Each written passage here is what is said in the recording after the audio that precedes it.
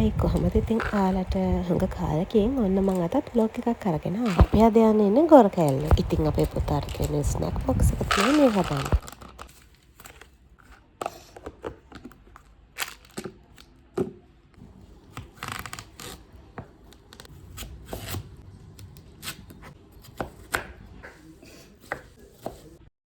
ඔන්න ඉතින් අපි ගමන යන්න පිටත් වුණා.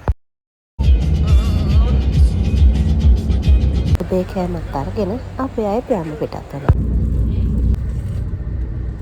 බිල්ඩින් වලින් අටවෙච්ච ලෝකෙක ඉඳලා මේ වගේ ගස් වලින් පිරිච්ච පැත්තකට ඇද්දි පුදුම නිදහසක් හිතට දැනෙනවා. දැන් නම් ඉතින් අපි එතනට ඇවිල්ලා තමයි ඉන්නේ. වාහනේ පාක් කරලා අපි කට්ටිය ගියා උඩට. කොච්චර ලස්සන පරිසරයක් වුණත් අපේ ලංකාවේ මිනිස්සු ගැන නම් හරි කලකිරීමක් ඇති වුණා.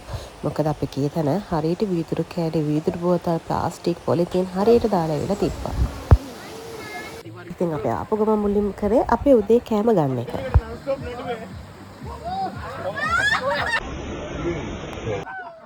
බලන්නක ඉතින් අපි කට්ටිය විනෝද වෙන විදිය.